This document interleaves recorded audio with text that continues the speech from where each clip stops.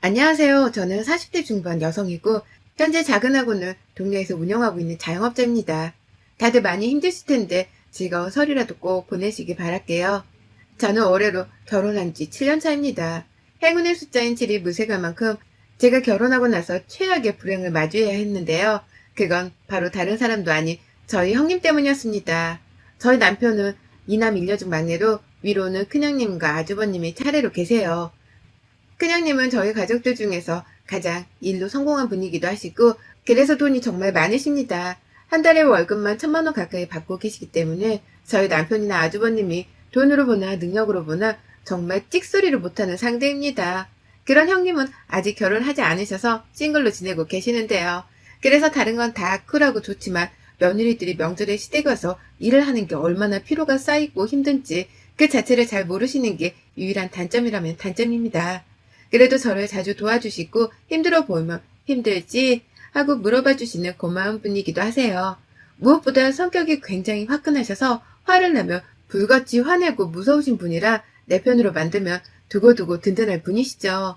그리고 저희 아주버님은 남편과 5살 차이로 꽤 나이 차가 있는 편이지만 결혼을 하실 때에는 저와 동갑인 여자를 데리고 오셨습니다. 오늘 제가 최악의 불행이라고 간주한 그 형님은 남편의 누나인 그 형님이 아니라 바로 아주버님의 와이프이자 저와 같은 이 집안의 며느리인 그 형님이신데요. 편의상 헷갈리니까 아주버님의 와이프는 작은 형님이라고 부를게요. 저희 부부가 결혼하고 나서 한 달도 안 돼요. 아주버님께서 자기도 결혼한 사람이 있다며 집안에 작은 형님을 데려왔어요. 사실 제가 거의 새색시였다 보니까 시부모님도 그렇고 큰형님께서도 그렇고 저를 새 식구로 알고서 관심을 더 주고 계시는 때였는데 한순간에 무유의 관심이 이 집안의 큰 며느리가 돼 작은 형님께로 쏠렸습니다. 당장에 저희 남편부터 시작해서 뭐하는 여자야? 어디서 받았어? 프로포즈는 했어? 라는 식으로 자기 형의 와이프가 될 사람한테 엄청난 관심을 주었고 저희 시댁 식구들도 아주버님께 당장 물어보면 돼 사소한 연애단까지 저나 저희 남편한테 연락이 와서는 어떻게 된 일이냐고 꼬치꼬치 물어보셨어요. 아무래도 아주버님의 경우 남편이 결혼하던 당시 이미 40이셨는데 영영 이 집안에서 큰형님처럼 결혼을 하지 않고 독신으로 산다고 할까봐 시부모님께서 걱정을 상당히 많이 하고 계신 상태였거든요. 연애를 한다고 했던 적도 꽤나 오래되었었고 저희 부부가 3년간 연애를 하고 결혼하는 날을 기다리고 있는 사람이 없던 분이셨던지라 어른들께서는 장남이 결혼하는 것에 큰 의미를 두시는 듯 했습니다. 처음에는 새댁인 제가 시댁 식구들의 관심에서 멀어져가는 것이 그리 좋지만은 않았습니다. 그렇다고 질투나 시기 이런 건 당연히 아니었지만 시댁의 사랑을 좀 더 받고 싶은 며느리의 입장에서 하필 결혼을 막 한 상태에서 자기 여자친구를 지금 소개시켜줘야 하나 싶어 아주버님이 조금 원망스럽더라고요. 그래도 뭐 함께 며느리로 살 분이 들어오신다는 것은 그것 자체만으로도 동지애가 느껴졌고 저 또한 연애할 적부터 든든한 큰오빠로 지내주셨던 아주버님이 결혼하고자 마음먹은 여자가 누구일까 싶어서 많이 궁금해졌습니다. 그리고서 소개를 시켜준다고 시댁으로 데려오신 바람에 온 가족이 그렇게 작은 형님과 첫인사를 나누게 되었어요. 저하고 아주버님의 나이차가 8살인데 아주버님이 데려오신 작은 형님은 저와 동갑내기였습니다. 그럼에도 당시 제가 30대 후반이었기 때문에 주변에서 결혼을 서두르라고 보채는 시기일 때인지라 제 생각에는 작은 형님이나 아주버님이나 둘이서 좋다고만 하면 문제될 것이 없이 오히려 둘 다 딱 적절한 시기에 만나 결혼을 잘하게 되었다고 생각을 했습니다. 그런데 저희 형님은 그런 생각이 아니었나 봐요. 집에 인사를 드리러 와서는 시부모님께서 제가 본인과 동갑인 것을 알려줬더니 화들짝 놀라 우리 동갑? 이라고 하더라고요. 그러더니 이내 제 옆에 있는 저희 남편한테 혹시 나이가 하면서 물어보더니 남편과 저의 나이차를 듣고는 그게 굉장히 신경에 거슬렸는지 아주 천생연분이네 하면서 말끝을 흐리며 떨떠름한 표정을 지었어요. 그러자 분위기를 띄운다고 옆에서 아주버님은 우리도 천생연분이지 하면서 호탕하게 웃었고 그 바람에 순간 어색했던 저희 부부도 호탕하게 그럼요 축하드려요 하면서 정말 결혼을 결심한 곳에 대해 축하를 해드렸는데 끝까지 작은 형님의 표정은 미소를 짓담한 채 썩은 웃음을 날리시더라고요. 졸지에 인사드리러 온 사람에게 한 번에 제압을 당하고 눈치를 보기 시작한 시댁 식구들과 저희 큰형님, 저와 약간 비교가 되었는지 작은 형님은 만만하게 대하면 안 되는 상대라는 걸 눈치채셨는지 그때부터 작은 형님 눈치 보기에 돌입하셨습니다.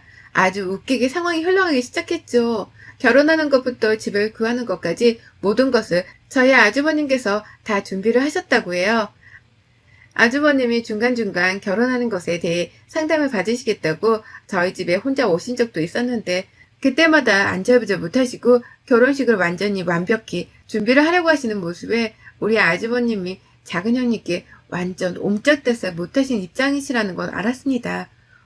보통은 이런 건 여자 쪽에서 더 신경을 쓰고 완벽하게 준비를 해보고자 여기저기 발품 팔아 다니는 시기인데 작은 형님 기분을 맞춰주기 위해서 본인이 다 알아보고 준비를 하는 중이라며 한숨을 쉬는 와중에도 형님을 너무 사랑한다는 듯이 결혼 얘기를 하는 내내 웃음이 끊이질 않았던 아주버님의 얼굴에는 홀라당 사랑에 빠졌다는 티가 아주 팍팍 났습니다. 그 모습을 보니 처음 만났을 때 다소 불편한 기색을 내비친 작은 형님께 약간은 마음에 들지 않아 했던 저희 부부도 가족이 사랑하는 여자라는 이유로 마음을 더 너그럽게 풀어보려 했고요. 결혼하신 작은 형님은 처음 명절, 그러니까 첫 해에 맞이했던 설에 된통 일을 저지르셨습니다. 아주버님과 부부싸움을 하고서는 시댁에 아예 오지를 않으신 것이에요. 그때가 결혼하고 몇 달, 반년이 채 지나지도 않았던 때였어서 온 가족들이 아주버님네 걱정을 하였고 졸지에 모두가 작은 형님 기분을 맞춰주고 풀어줘야 한다면서 전화를 돌려서 화를 풀으라고 다음 명절에는 꼭 보자고 어르고 달랬습니다. 특히 저희 어머님은 저한테는 한 번도 주신 적이 없었던 나물 반찬을 바리바리 싸다 형님네에 가져다 주라면서 저한테 부탁을 하셨고 저는 그렇게 집에 돌아가는 길에 형님네에 들려서 나물 반찬을 전해드리고 시부모님께서 걱정을 많이 하신다고 형님을 너무너무 보고 싶어 하신다며 어르달래는 말을 한 번 더 해드리고는 집에 돌아왔습니다. 남편이 그러더라고요. 가족들끼리 누가 상전이고 말고 할 건 없는데 형수님은 완전히 상전 같아. 라고 말입니다. 그리고 그 다음 추석을 맞이해서 우리 형님은 또다시 부부싸움을 하시고는 시댁에 오질 않으셨어요. 이번엔 친정을 먼저 갈지 시댁을 먼저 갈지 아주버님과 한참을 다툰 끝에 아주버님도 별 수 없다며 친정부터 먼저 데리고 가는 바람에 시댁 제사를 완전히 바람맞추신 겁니다. 그 바람에 어머니는 머리에 흰티만 두르지 않았을 뿐 노발대발 난리가 나셨고 저는 우리 형님 멋지다면서 그 용기가 너무 대단해서 속으로 내심 감탄을 했습니다. 이왕이면 저도 시댁 말고 친정부터 당연히 먼저 가고 싶고 남의 집 제사는 제 손이 아닌 이 집 핏줄인 저희 남편이 알아서 하라고 말하고 싶은 심정이었거든요. 그런데 여기에는 아주 큰 작은 형님의 계획이 숨겨져 있었습니다. 작은 형님은 다 계획이 있었던 것입니다. 첫 해를 풀로 시댁에 오는 발걸음 일체를 째버린 형님은 결혼 2년차가 돼서부터는 갑자기 시댁에 잘도 찾아오셨습니다. 그리고 그런 작은 형님을 저희 시부모님이나 큰형님은 우쭈쭈 하면서 기분을 맞춰주고 웬만하면 꼭지가 돌지 않게 하겠다면서 다 작은 형님 위주로 맞춰주기 시작했어요. 제사를 지낼 때 하루 정도 늦게 시댁에 도착을 해도 별 말씀을 안 하셨고 저 혼자 부엌에 들어와 있으면 큰 형님께서는 본인이 직접 들어와 전을 부치면서도 작은 형님은 손 하나 까딱하지 않은 와중에 화 한 번 내지를 않았습니다. 중간중간에 밖에서 TV 보며 웃고 있는 작은 형님을 보면서 쟤는 참 하며 한숨을 쉬긴 하셨지만 실제로 화를 내기는커녕 본인이 저와 함께 제사 준비 마무리까지 다 하고는 작은 형님 앞에서는 뭐가 그렇게 재밌어? 하면서 친한 척 치근덕거리셨습니다. 시어머니께서도 작은 형님께는 한번 시키지 않는 심부름부터 시작해서 자신들 용돈 받는 것까지 저한테는 너무나도 쉽게 말씀을 하셨고 작은 형님께는 일단 아무 말도 안 하시다가 저희 아주버님이 눈치껏 먼저 챙겨드리는 정도였습니다. 저는 정말 같은 며느리고 같이 동갑인데도 불구하고 저 혼자 이 집안에 며느리 짓을 다 해야 하는 팔자이고 형님은 이 집의 딸내미인 큰형님보다도 팔자 좋게 늘어져서 명절을 나시는 것 같아 억울했습니다. 화도 나고 섭섭도 했지만 뭘 어쩌겠어요. 그러다가 제가 첫 아이를 가지게 되었고 그 해에 배가 약간 부른 채로 다음 설을 맞이했는데 형님께서 배가 불러온 저한테 우리 나이에 애 가지고 낳으면 정말 한순간에 노화가 찾아온다는데 자긴 정말 대단해요. 라고 하시더라고요. 저희가 맞춤대로 하고 있는데 이게 도대체 칭찬인지 걱정인지 알 수 없는 말이었습니다. 제가 네, 그래도 아이가 찾아왔으니 낳아야죠. 하면서 웃음을 지어 보이자 작은 형님은 다음에 볼 땐 동서가 폭삭 늙어서 오겠네? 하며 말을 살살 놓으며 이게 웃기다고 웃는 겁니다.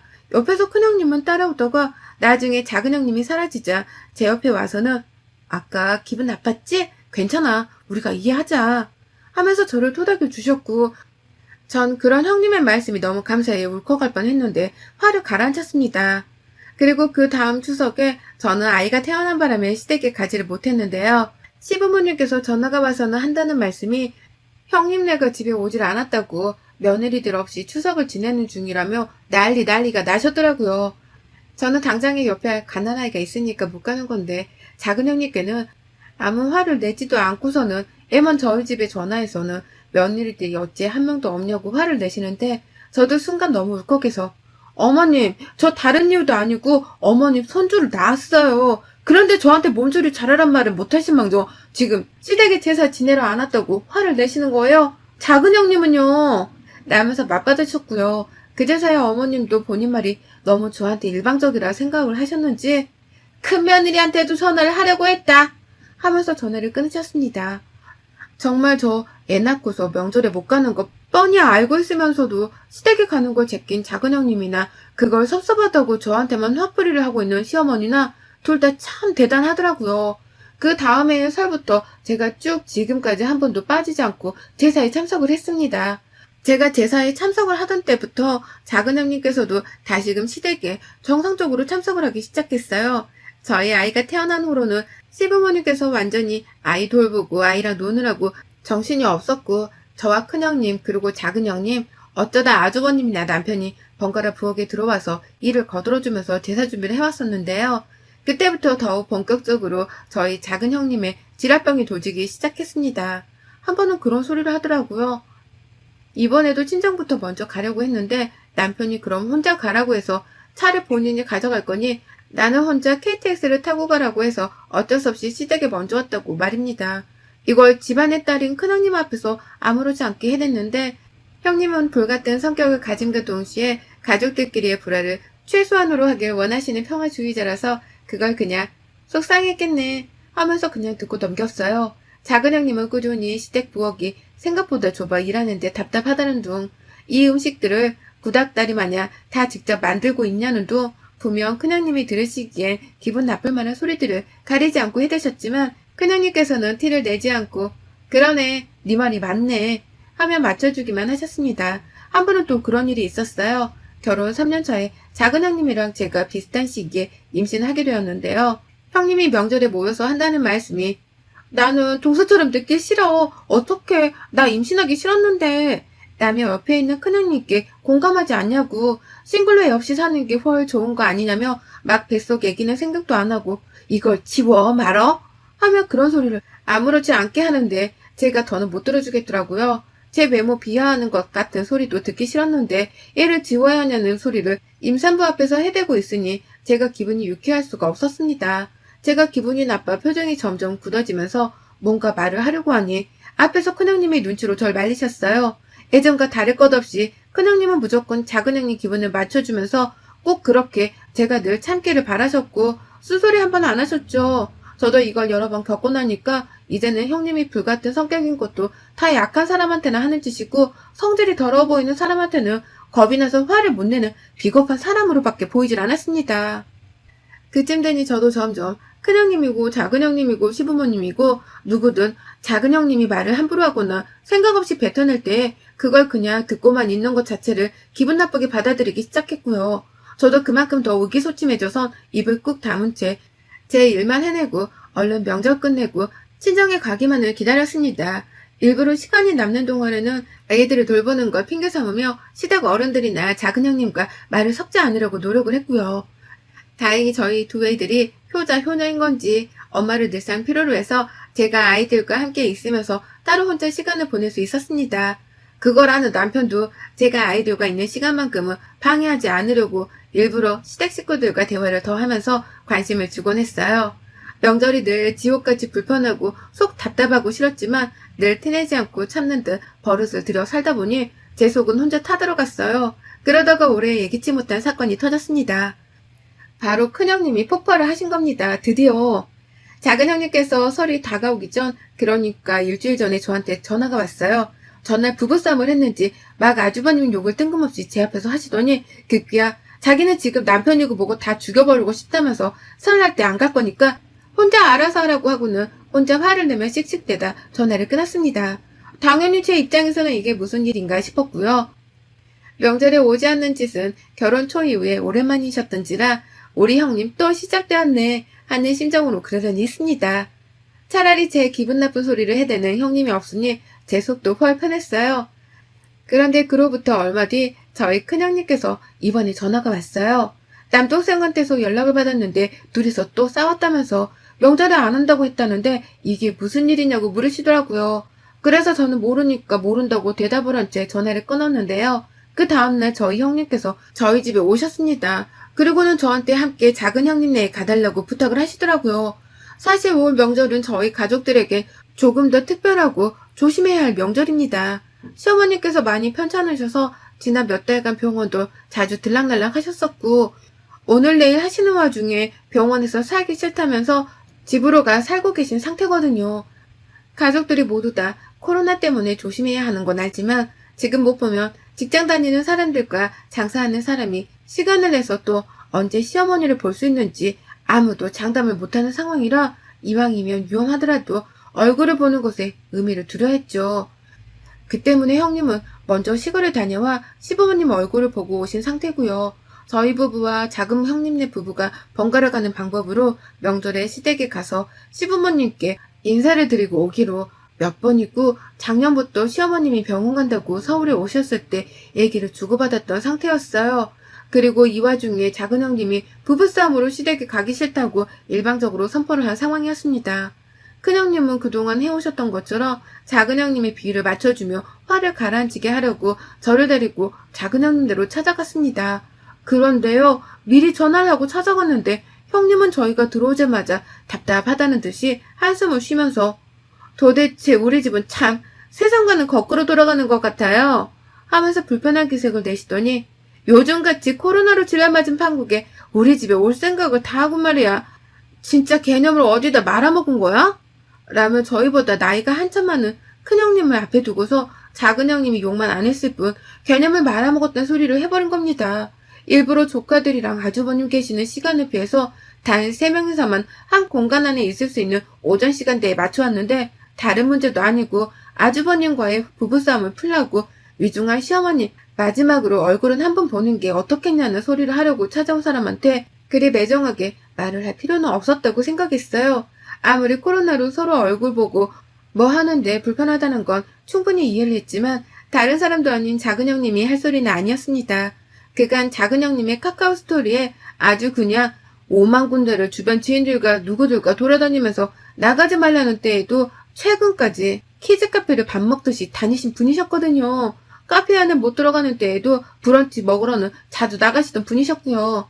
그걸 다 보고 알고 있었던 큰형님이나 저나 작은 형님의 말이 가소롭던 와중에 작은 형님은 큰형님이 늘 오냐오냐 해주시니까 그저 만만했는지 형님 안 바쁘세요? 겨우 부부싸움 하나 말리겠다고 이 먼 발걸음을 진짜 시간이 남아도나 보다. 형님이 그냥 제사도 차리시면 되겠네 라고 하더군요. 그때부터 슬슬 저희 형님도 빡이 치셔서 상실을 못 참고 울그락불그락 하셨고요. 제가 나서서 저희는 그냥 얼른 아주버님이랑 화푸시고 시어머니가 오늘 내일 하시니까 다 같이 손주 얼굴까지 한 번은 보여줘야 하지 않나 싶어서요. 라고 말을 하자 형님은 급기야 안 돼요. 죽어도 안 돼. 내 새끼 코로나 걸리게 할 일 있어? 라고 하더군요. 키즈카페고 바깥 사람들은 아무렇게 만나도 되면서 시어머니를 만나는 건 마치 병균을 마주하는 것과 같다는 듯이 말을 하시는 작은 형님. 그때 큰 형님이 그게 무슨 소리니? 라고 말했습니다. 너무 딱딱하고 차가운 목소리에 제가 금방 숨이 넘어갈 듯 했는데요. 작은 형님이 큰 형님께 말하더라고요.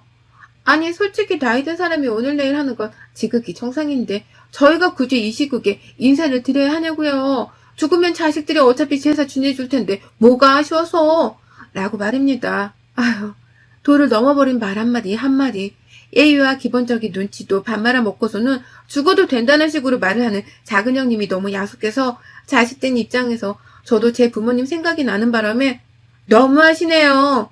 하면서 소리를 지르고 자리에서 일어나 버렸습니다. 그냥 말이 안 통한다며 큰형님을 데리고 밖을 나가려고 하는 그 순간 큰형님이 그간 가정의 불화를 방지하고자 본인의 성진머리를 죽이고 사셨던 우리 큰형님이 성진머리를 드디어 밖으로 표출하기 시작하셨습니다.